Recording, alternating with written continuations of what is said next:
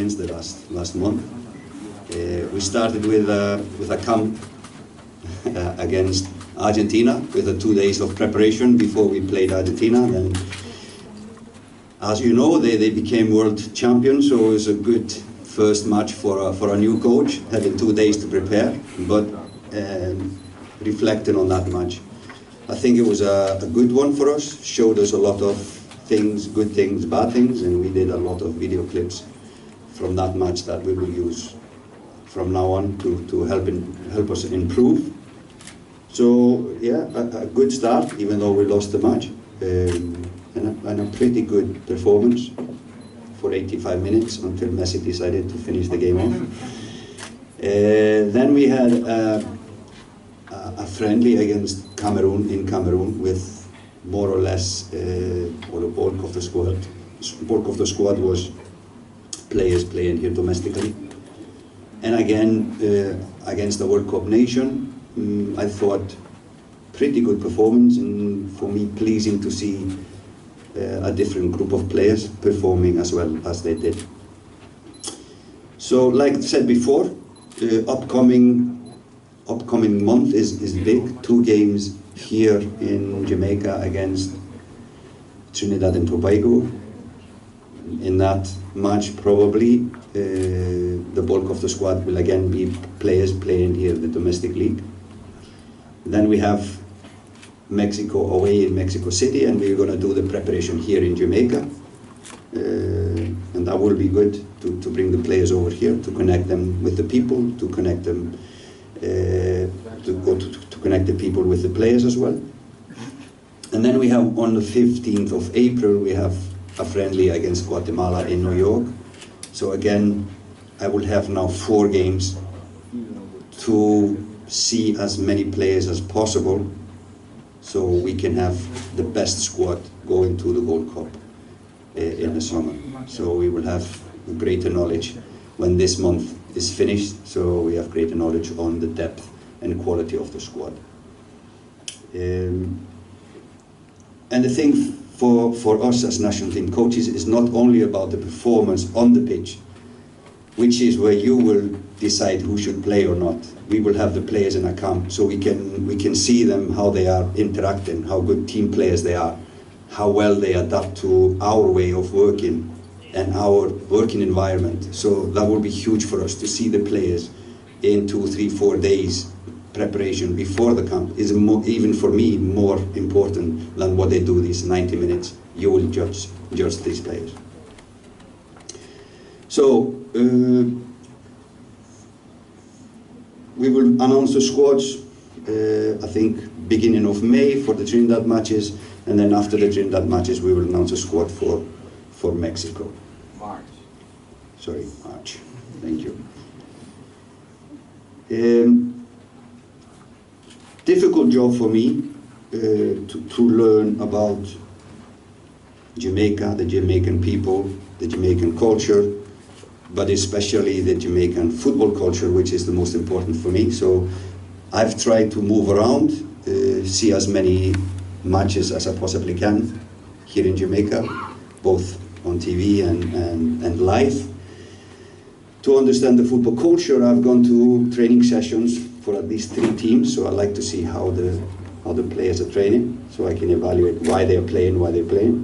So try to do a lot of that, but my biggest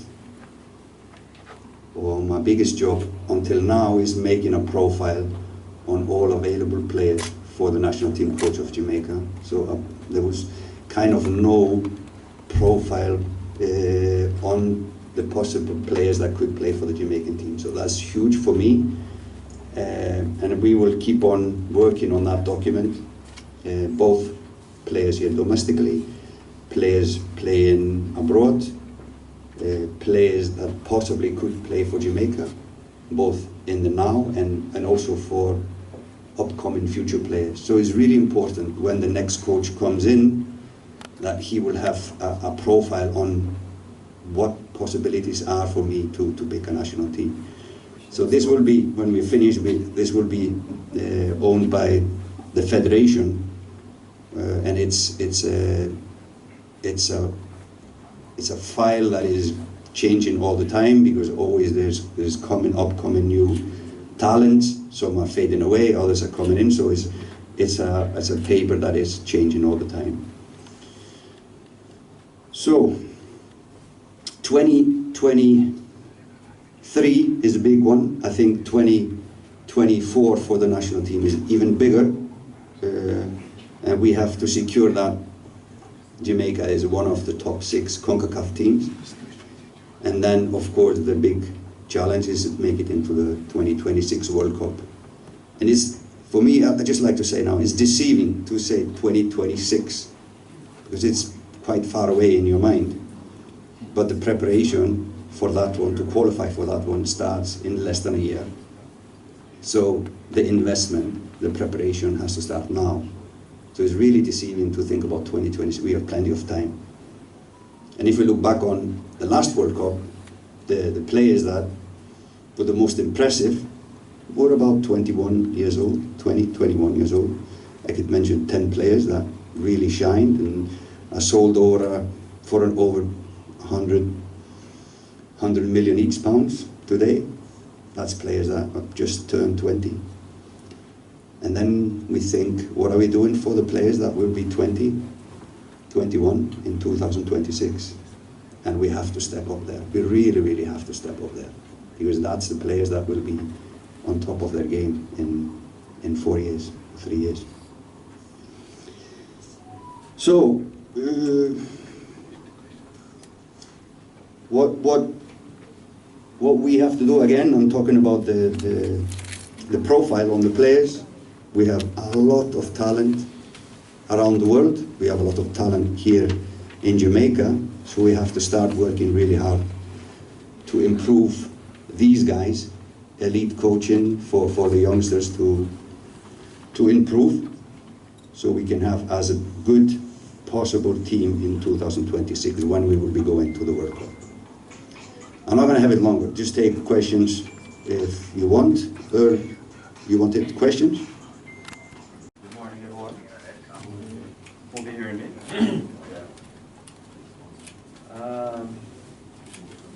Coach, you mentioned earlier that you was presented a... Yeah, morning. Mm-hmm. Hear me? O'Neill. Here?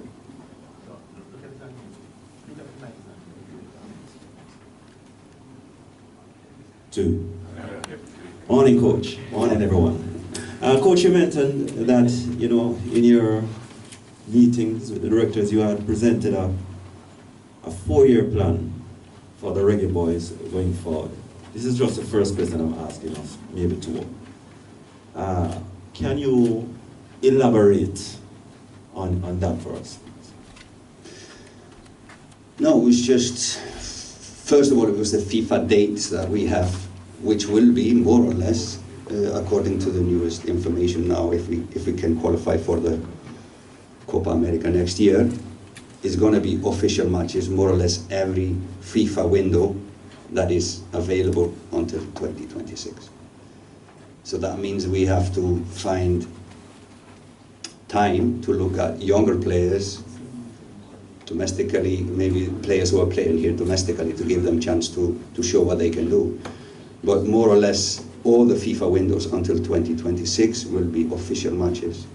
So I was just explaining the whole process where we need to give players chance to show what they can do, but because we will not take an official game and test some players we don't know anything about. So that was kind of the game thinking behind it, but it was also the strategy, how we would like to take the next step and be more professional in what we are doing for the planning for the upcoming years. So it's a few requests and demands from me towards the JFF. Like I said, we have to invest now for the future. Yes. All right.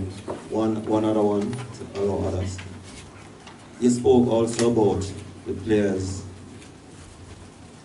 your hope for the players to adapt to you and your team, your way of doing things. How has that been coming along so far? Pretty good. Of course, the first encounter is just introducing what we want, how we would like to work with the team. And I've talked a lot about the working environment. So this is how we do when we come together as a Jamaican national team. And I think from experience, it's necessary to be clear and transparent how we would like to play, how we would like to behave, how we would like now to dress, etc., etc. So there's a lot of things that when you come to the national team, you know exactly what is expected of you.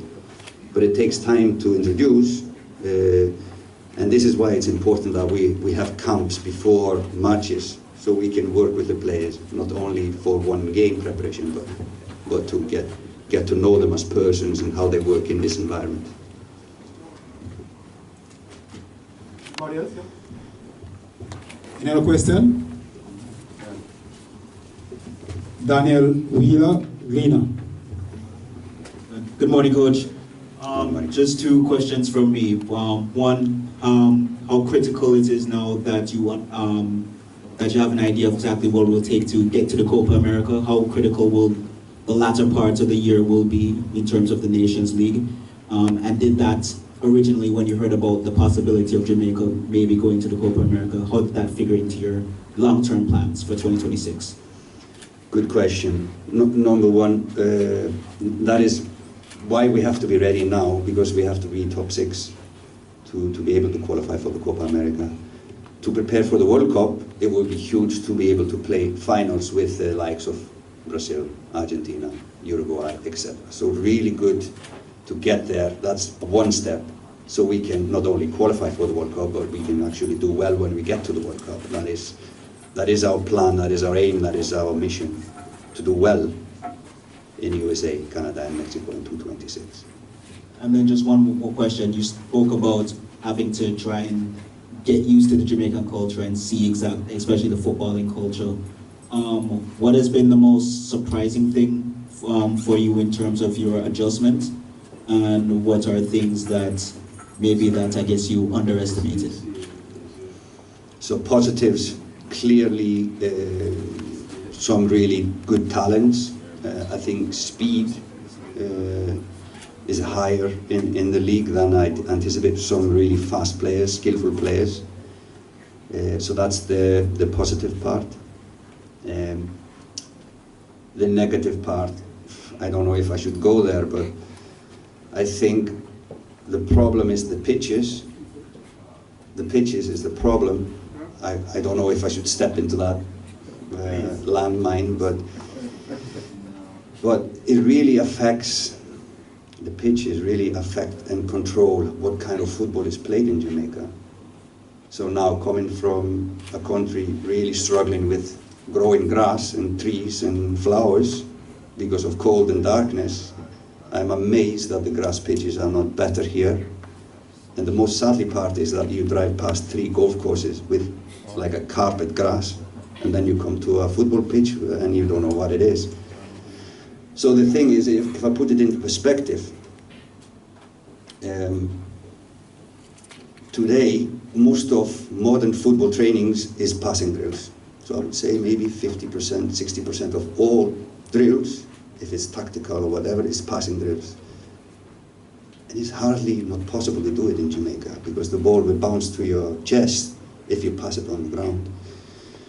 So if a club here wants to sell a player, what sells a player is his stats, is his statistics. So what kind of player is that? You know, how many passes does he have? Really low percentage of passes here in Jamaica because it always ends up with a long ball. Secondly, completed passes. How skillful is he when he is passing? Very low percentage in Jamaica. So it's really hard to sell a player here from the thing that normally will sell a player, which is his statistics. So I've a little bit joked. I'm still in the negative part, sorry. I've both in fun and not. I think if a club here would buy Lionel Messi for a local club here, he would probably in 1 or 2 weeks just be an average player. Because he would always need 2, 3... Cavalier is playing. He will always need 2, 3 touches when he's used to just doing 1 touch. So it's difficult for a good player to play well in a bad grass. That is what I'm saying. So good things, positive things, negative things. Thank you. Coach, so a month, 2 months on the island now. Are you settling into Jamaica? Hope so. Hope so. Feeling more and more at home. But of course, a lot of changes from what I'm used to. Weather changes, culture changes, food, etc., etc. But I think we are enjoying our stay here until now. Yeah, and the family Hopefully settling in. you will not change that. And the family as well settling in, okay? Doing good, yes, doing good. They are happy, and like I said, we slowly but steadily we are settling in. Yeah. And the busy year ahead, you're looking forward to the friendlies, Nations League, Gold Cup. Looking forward to the busy year. Yeah, I look at it like a final learning curve this March, April matches.